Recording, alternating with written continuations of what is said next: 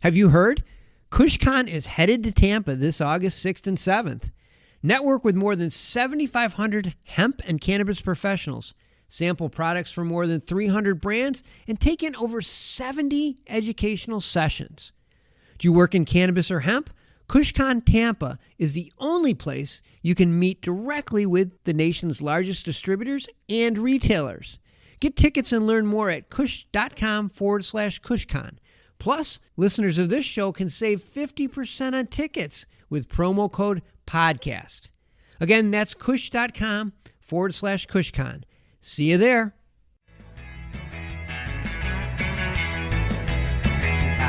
Positive cash flow and the ability to help consolidate the industry. I actually saw some charts from Mike Mobison, who's this Wall Street, I would call him a strategist. So he's been writing on basically innovation for about 27 years now. And I saw a chart in the most recent piece, which just showed that, like in the case of like automobiles in the 20s and I think computers in the 80s, as the number of companies fell, production actually increased.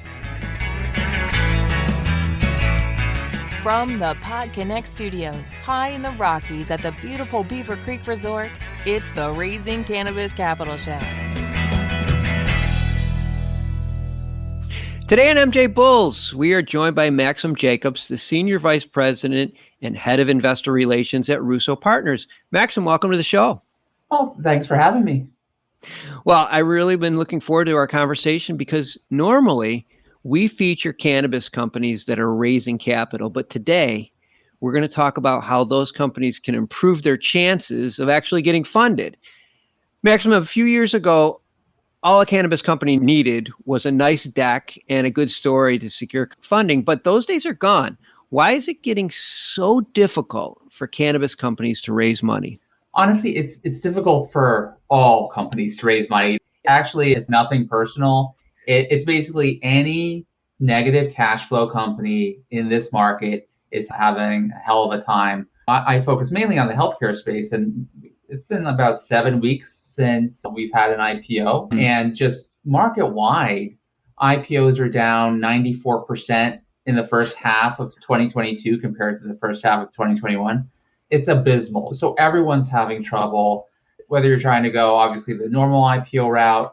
The SPACs are having a hell of a time because it's kind of easy to get into a SPAC, but it's kind of hard to de-SPAC. Like they think they're going to get $100 million at the end of the rainbow because there's like $100 million in the SPAC, but then like 98% of the investors redeemed because they didn't want to invest in what was being actually merged into the SPAC. So it's just a disaster. Well, at Russo Partners, you help your clients get the type of media exposure that investors like to sort of help them out into this process and maybe make them have a little bit more competitive advantage than some of their peers. How are some of the ways that you do that? Look, anytime you're in this kind of market, you just have to be out there and doing a variety of different things. So it's not just trying to get someone at like the New York Times to write an article on you. There's only so many of those that are going to come around. But there's just a lot of venues that you can use, podcasts. You can do byline pieces. You just keep it coming so that you're out there and people do notice. And it's better than the other way, which I think a lot of companies naturally do this, which is they get into some bunker mentality like, oh, nobody cares what I have to say. We should just sit this out and not bother. Well, it's like a guarantee of failure. It's not going to work. And really, why would an investor invest in your company when they know you're going to be dead money? Like, I can just like come back later, your stock is going to be half of where it is today, and I'll invest then. What we tell our clients is, look, you have to be out there. You might think no one's listening, but they are. And the only companies that succeed in these bear markets, it's the ones that are out there and they're doing stuff and they're keeping investors' attention. They're not just sitting in their office and lamenting their stock. One thing that I notice that is hard for founders or CEOs to get their head around is that the messaging to investors isn't always exactly the same as what the messaging is to customers. For instance, investors get excited about your management team, but customers could care less about your management team. So trying to craft a message that gets an investor excited? It's a special skill. And do you sometimes find it challenging to convince the founders that they have to tweak their message? Well, first of all, founders aren't necessarily living in the present. They might be living in the past. They might be living 2 years ago. So they think that whatever their business model or their expenses are, they're fine. They don't really need to change anything. Well, we're in a different world. You can't just be the 90th company that's trying to do low-cost cultivation of cannabis. There are going to be some winners there, but it's a race to the bottom. The prices are just going to fall. The amount of money you're going to be able to get is just going to fall. And we're in a period of inflation, so I don't think your costs are going to be falling that much. And I remember seeing, it was almost the exact same business plan, but just like the location of the cultivation would be different. Like, hey, we're going to do Tanzania. We're going to do whatever locale where we argue we can get cheaper cultivation. It reminded me of 20 years ago when people were laying fiber for the telecom companies, and you had like a million of them. It was the same business plan. It was basically the same map of what they're going to connect. And you're just like, okay, this is not going to work for 90% of them. So The companies need to really be nimble. They need to be thinking about what is the world like today. And they can't assume that things are going to turn around this year. And that's a problem I've had with a lot of companies. They have blinders on in terms of, let's say, their expenses. Like, let's say on the biotech side, they could be burning 100 million, 200 million a year, and they're not really willing to cut anything more than on the margin. And it's like, well, where are you going to get the money to actually fund this? It's like, oh, we'll turn around.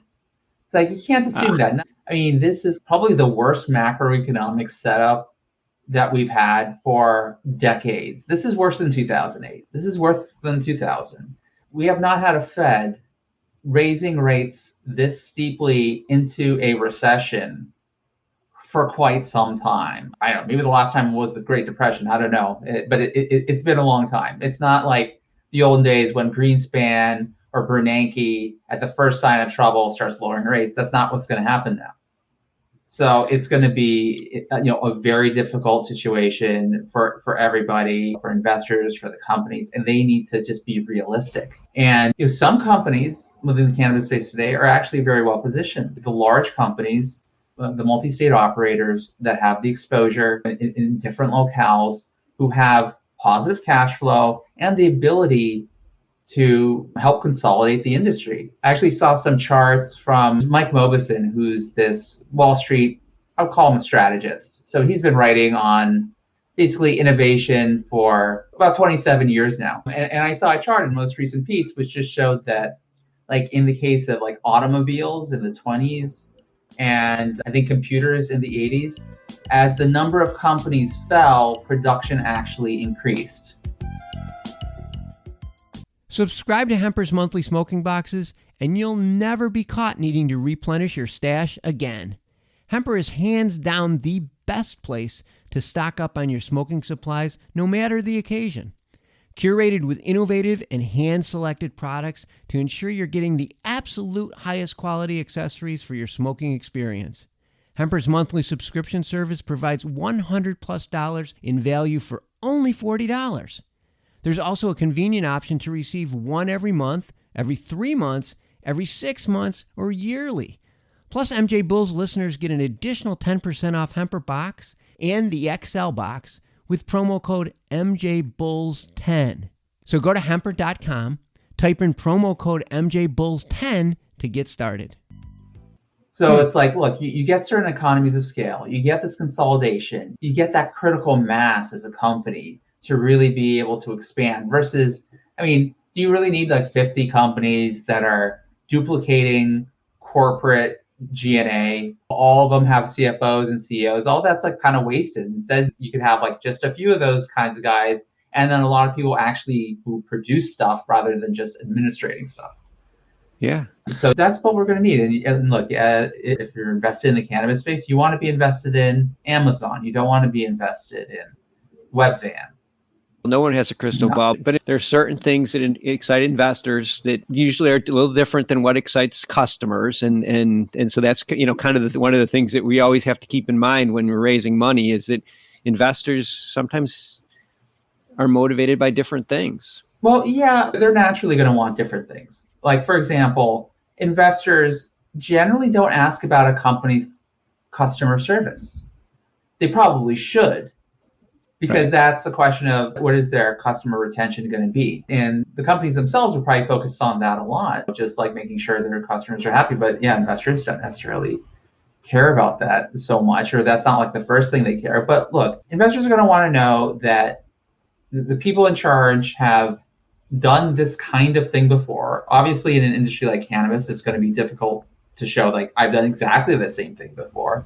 But if you can show like, look, you're a successful entrepreneur who has this operational practicality that will mean that when things go wrong, you'll be able to keep your head and get to the other side.